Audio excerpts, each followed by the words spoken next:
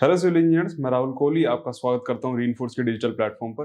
दोस्तों, आज का जो टॉपिक है वो बहुत ज़्यादा इंपॉर्टेंट होने वाला है, जो कि वो एक्सपेंशन जॉइंट और कंस्ट्रक्शन जॉइंट के ऊपर।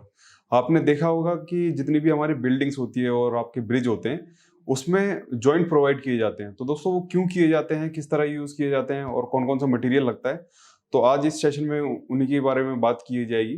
तो दोस्तों, हम सेशन को स्टार्ट करते हैं। दोस्तों, आप सामने देख रहे होंगे पिक्चर में कंस्ट्रक्शन जॉइंट लिखा हुआ है। आप सामने देख रहे होंगे कि ये आपका लेफ्ट साइड में वॉल का एक सेक्शन बना हुआ है और आप बीच में देखिए ये कंस्ट्रक्शन जॉइंट प्रोवाइड किया हुआ है और ये एक स्लैब का सेक्शन है। तो दोस्तों, ये कंस्ट्रक्शन जॉइंट कहाँ पर यूज किया जाता है, हम दूसरे सेक्शन में देखते हैं। दोस्तों, ये एक स्लैब का पार्ट है। आप देख सकते हैं, a construction joint is a type of concrete joint that is used when a new section of concrete is poured adjust to another concrete section that has already set। मतलब जो पहले से आपका कंक्रीट वहां पर सेट हो रखा है, उसके अलावा एक और स्लैब आपको बनानी है, तो वहां पर इस कंस्ट्रक्शन जॉइंट का यूज किया जाता है। The purpose of construction joint is to the allow for some horizontal movement while being rigid against rotational and vertical movement। जो आपके जितने भी मूवमेंट होते हैं स्लैब पे, आपका जितना भी मूवमेंट होता है, ये उस कंस्ट्रक्शन जॉइंट के थ्रू इजीली डिस्ट्रीब्यूट हो जाता है। दोस्तों, इसी वजह से कंस्ट्रक्शन जॉइंट का यूज किया जाता है। आपने दोस्तों देखा होगा कि जहाँ पर भी आपकी बड़ी बड़ी बिल्डिंग्स होती है, जैसे कि आपका स्कूल की कोई बिल्डिंग है, कॉलेज की कोई बिल्डिंग है, तो उसको भी 2 से 3 पार्ट में उसको डिवाइड किया जाता है। जैसे कि बहुत ही ज्यादा लंबी कोई बिल्डिंग बनाई जा रही है हॉरिजॉन्टल पोर्शन में, तब आपका कम से कम 1 से 2 सेक्शन में उस बिल्डिंग को डिवाइड किया जाता है और उसमें बीच में कंस्ट्रक्शन जॉइंट लगाए जाते हैं। ताकि होता क्या है कि आप अगर बहुत ही लंबी ज्यादा बिल्डिंग बना देंगे, लंबी बिल्डिंग बना देंगे, तो उसमें क्या है, क्रैक डेवलप होने के बहुत से चांसेस होते हैं। तो इसी वजह से इस जॉइंट को यूज किया जाता है, जैसे ब्रिज में यूज किया जाता है। फिर देखते हैं दोस्तों ये किस तरीके से होते हैं। आप सेकंड पिक्चर में देख रहे होंगे कि ये एक आपका कंस्ट्रक्शन जॉइंट है जो अभी फिल नहीं हुआ है। आप फर्स्ट पिक्चर में देख सकते हैं ये फिलिंग हो रहा है। ये फिल किस चीज से होता है दोस्तों? केमिकल्स होते हैं बहुत सारे, ये उन्हीं केमिकल्स के थ्रू इनको भर दिया जाता है, प्रोवाइड कर दिया जाता है। फिर आप तीसरी पिक्चर में आप देख रहे होंगे कि ये फिनिशिंग के तौर पे लगाया हुआ है। ये दोस्तों बहुत से अलग अलग केमिकल्स होते हैं, उसके थ्रू इनको भरा जाता है। फिर दोस्तों आता है आपका सेंट्रल जॉइंट आता है, जिसको हम कंस्ट्रक्शन जॉइंट बोलते हैं। फिर आपका आइसोलेशन जॉइंट्स आते हैं, एक्सपेंशन जॉइंट्स आते हैं। आप एक्सपेंशन जॉइंट क्या होता है दोस्तों, और आइसोलेशन जॉइंट क्या होता है, दोनों एक ही को बोला जाता है।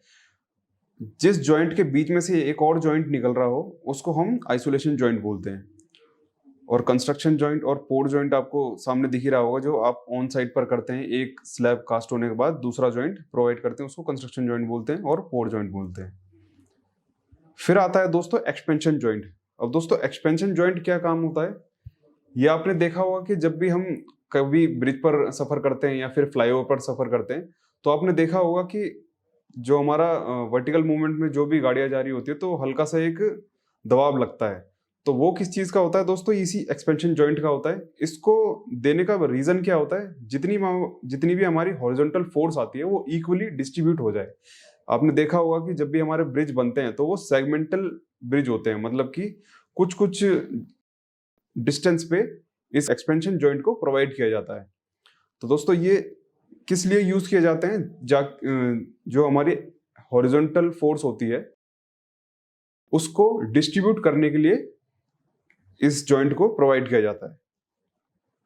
दोस्तों, इसका जो मटेरियल होता है वो सारा आपको यहाँ पर दिख जाएगा। कंक्रीट एक्सपेंशन जॉइंट और कंट्रोल जॉइंट, इसको कंट्रोल जॉइंट भी बोलते हैं दोस्तों, is a gap which allow the concrete to expand and contract as when the temperature change। जब आपका टेम्परेचर चेंज होता है तो इसमें थोड़ी सी मूवमेंट होती है, इस वजह से इसको दिया जाता है। It forms a break between the concrete and other part of a structure to allow movement without causing stress which can lead to cracking। जो भी हमारा एक्सपेंशन जॉइंट होता है उस वो और क्या काम करता है दोस्तों? आपने देखा होगा कि जो ब्रिज होते हैं वो सेगमेंटल होते हैं, मतलब कुछ डिस्टेंस के बाद आपको एक्सपेंशन जॉइंट प्रोवाइड करना पड़ता है। तो ये क्यों किया जाता है? ताकि हमारा जो हॉरिजॉन्टल प्रेशर लगता है तो उसमें स्लैब में क्या है, क्रैक भी डेवलप होते हैं। तो एक जो क्रैक डेवलप होता है वो पूरी के पूरे स्लैब पर ना चला जाए, इस वजह से जो जॉइंट दिए जाते हैं, ये जॉइंट इसी वजह से दिए जाते हैं कि एक स्लैब का जो क्रैक है वो दूसरे स्लैब में ना पहुंच पाए। ठीक है दोस्तों, ये आपका मेन रीजन होता है। और जितना भी आपका हॉरिजॉन्टल मूवमेंट हो रही होती है, फोर्स लग रहे होते हैं, तो वो इक्वली वहां पर डिस्ट्रीब्यूट हो जाता है। किसके थ्रू?